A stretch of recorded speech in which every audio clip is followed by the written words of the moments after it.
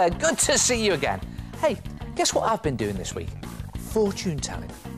No, really, I can look into the future. Here, I'll read your future. I can tell what you're going to be doing in the next 20 minutes. This. You'll be getting really weird effects using magazine pictures. And then you'll be watching a very exotic big art attack. And then you'll go completely Dotty over your writing.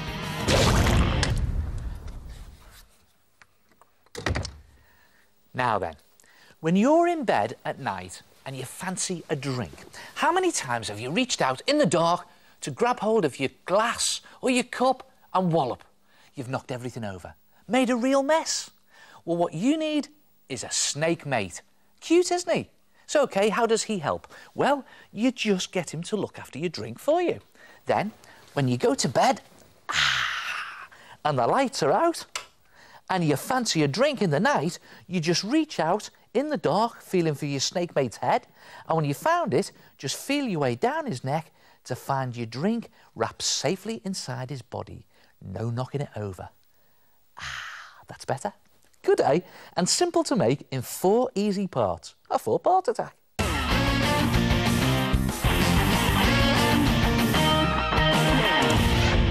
For the first part, you need to find a sort of pot. Now, whatever tape you use, cut the top so that the whole thing is a few centimetres lower than your cup. The cup should be able to stand inside it so there is enough sticking out above the rim of the pot for you to get hold of it easily. So once you're happy with the height of your pot, you need to make your snake. And for that, you need 4 double-page spreads of newspaper. Then, make a snake. Just open 2 of the pages out flat and starting with one of the long edges, roll the paper up so you get a thin, scrunched-up tube. Then use some bits of tape to keep it closed.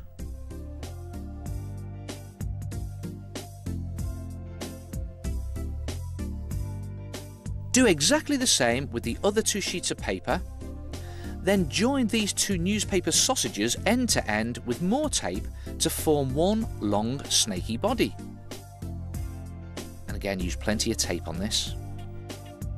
To make the head, fold the end bit of the body over on itself in a kind of loop and then tape that into place.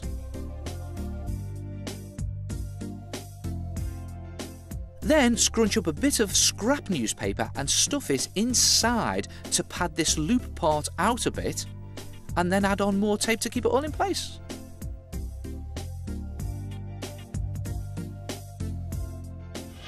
So now you've got a snake body with a head. Now all you need is a tail. Now to make one, you just scrunch and twist the other end of the body so it's more thin and pointy, and then tape it into place like this. And that is your basic snake. Now it's ready to wrap around your pot. Just lay the pot down and position the tail end of your snake on top so that the newspaper body lies along that bottom edge of the pot. Now it's very important that it doesn't overhang it, you'll see why later. Tape it into position so that the tail sticks out to the side. Then carefully start to wrap the body of your snake around the pot and just scrunch and mould and tape it into position as you go. Just keep wrapping and taping like a sort of spiral, and when you're at the end, bend this last part up and bend the head part out so it looks at you, and use lots of tape to keep this in position. When the head and neck are firmly taped, you'll have something that looks like this. Look at that, your basic snake mate wrapped tightly around the pot. Now, the reason it was so important not to let any of the newspaper body overhang the bottom edge of the pot, it should be level, like this, is so that the pot can stand up properly, like that, nice and sturdy. Next, you need to add a few details to bring your snake mate to life. So, stick on a pair of screwed up newspaper eyes, and add a forked tongue cut out of cereal box card. And now all he needs is a scaly snake skin. Just mix some PVA glue in equal parts with water and paste it onto your snake. Stick on pieces of kitchen roll and then paste over them again, pushing it into all the cracks and creases. The idea is to paste over the whole snake body and even down the inside a bit so that you seal over the joint between the top of the pot. And when you've covered the whole thing and it's dried, the kitchen paper has gone rock hard and it's given your snake skin a sort of scaly, bumpy texture, which looks really good when he's painted like this. Look at that. And you can do whatever snakeskin pattern you like. I've painted this one yellow diamond stripes along his back and a nice snaky lime green colour. Now, it's best to use acrylic paint on your snake, mate, because when it dries, it'll give it a more waterproof coating. And of course, you can do whatever design you like. This one is a different colour, and I've looped some strips of newspaper around the end of his tail to give him a rattle. And this one is a big, chunky python.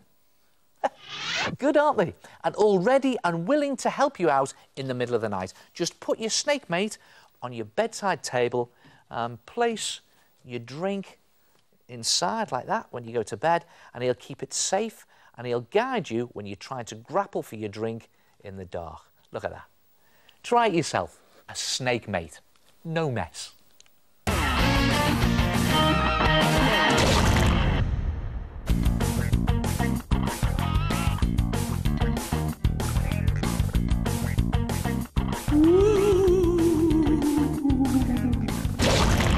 So, okay, what could you do with a load of this and a whole lot of this? A big heart attack, of course.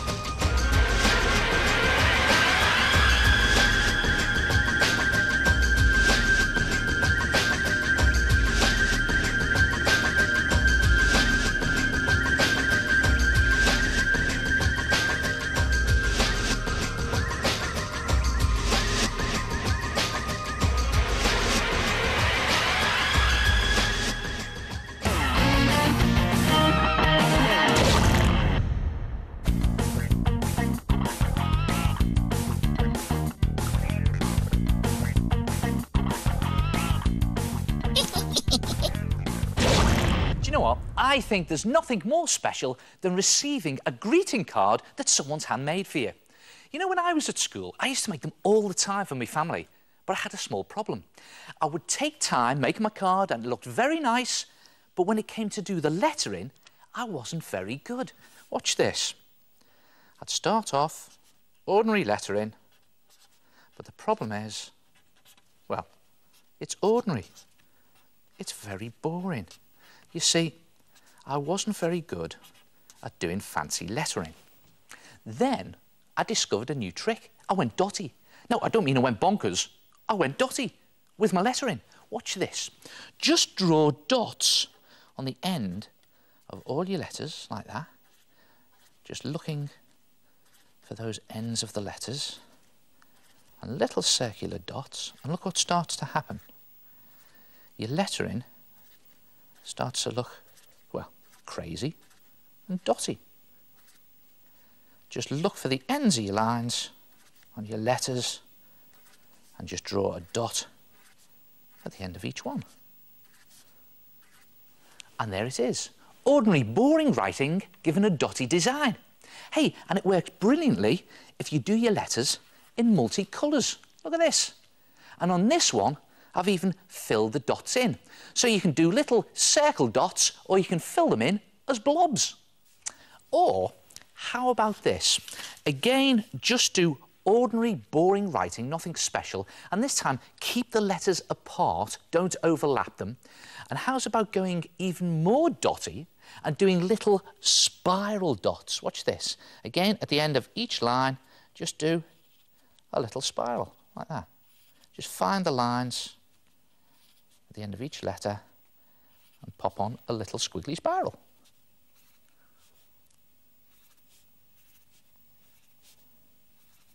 And again, you can do it in full colour.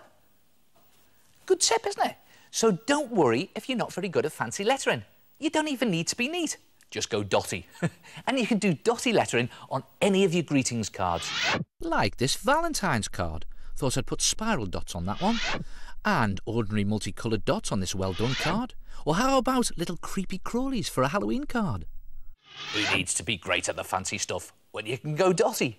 Try it yourself. Dotty lettering.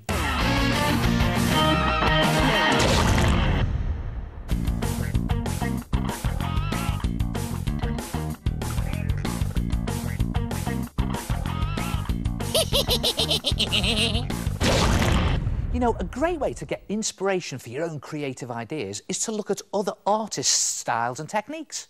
And you find lots of other artists in galleries, in books, on the internet, even on the telly. Hey, I'll tell you where there's some great artist styles. In the Art Attack Gallery. Take a look at this lot.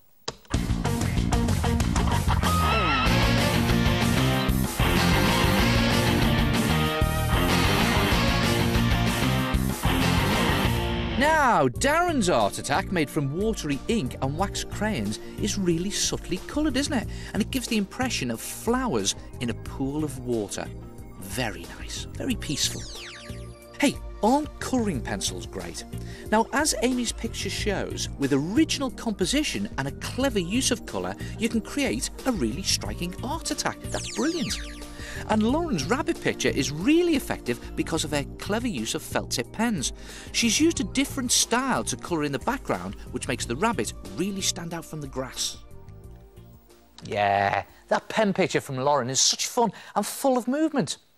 You know what? It's important to remember when using pens that there are two types. There are permanent pens and there is water-soluble ink pens. Now, both can create different effects. Permanent pens are permanent. The trick is to use them to make hard, strong lines and for the outlines of bold drawings that you want to colour in. Now, this is because the colours next to each other, they won't run or smudge. In fact, they won't even run or smudge when you wet them. Look at that. There's the proof. Permanent. But beware, they don't come out. Now, the trick with water-soluble pens, on the other hand, is that they can be blended using water. Watch this. You can get these fantastic watery wash effects just by brushing on some water because the colours do run. Look at that.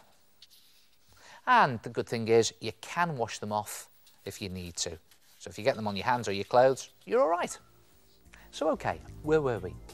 Oh, yes. Now, This mixed media painting by Mimi has a very cubist look about it. This varied colour palette and different textures she's included really add to its impact. Very striking, that. And this art attack's got a real sting in its tail. What a cool idea, Thomas, to do it in a mosaic. Very Romanesque. That means Roman-like. And Jason's picture is very simple yet very effective. Just tearing up pieces of tissue paper and gluing them down, and he's created two abstract-looking flowers. Now, this house by Amy is a great example of how powerful colours can be. To be honest though, Amy, I think I prefer the sunny side myself. Now, you want to see something really inventive? Look at this. How about this face from Shay? Now, the combination of ripping features out from one painting and sticking them on another, I think is brilliant. Well done. Yeah, really abstract looking face from Shay there. Fantastic. Do you know what? There are so many weird and wonderful ways of creating weird and wonderful faces. Well, you can paint distorted, abstract faces. You can draw hilarious caricature faces. You can stick bits of different faces together to create really mad faces. You can even tear faces. I'll show you what I mean. Have a look through some old magazines and find two faces, well, a bit like these. Now, the idea is to get them roughly the same size, but don't worry too much. And then get tearing. Just start by tearing around one of your faces and gluing it down on a bit of paper. Now, I'm going to be using two pretty faces here, but you wait and see what we create. So down it goes. Then take your other face and start to tear off sections. Any section you like the hair. So I'm going all the way around the hairline. Just tear around the shape like this. Now, it can be fiddly, so take your time. Try not to rip the bit that you're tearing out, if you know what I mean. Let's say, okay. Then put a dab of glue on the back and position it onto your first picture in a place that looks, well, shall we say, a little odd. See what I mean? Now I'm going to put it too high like this and just press it into position. And the idea is to stick the bits of one torn face onto the other to create a really abstract face. Completely mad. So, okay, how about the eyes? There we go. And let's stick these down too and let's see what happens. Just about there. It's looking really weird. Okay, here we go. Just keep experimenting with different torn pieces of face. I'm going to do the mouth now. Just tear all the way around the shape, like that. Again, a bit fiddly. These two pretty girls aren't going to thank me, are they? Look at this. There we go. Just a dab of glue. And I'm just going to finish my picture off by gluing the mouth down. Now wait for it. Watch this. There we go. Weird, isn't it? And you get different abstract faces every time you rip and tear. Look at this weird bunch. Good, aren't they? Try it yourself. Rip torn faces. And don't forget, you can check out the website for fact sheets on this and all the other art attacks in the show. And I'll see you next time. Ta-ra!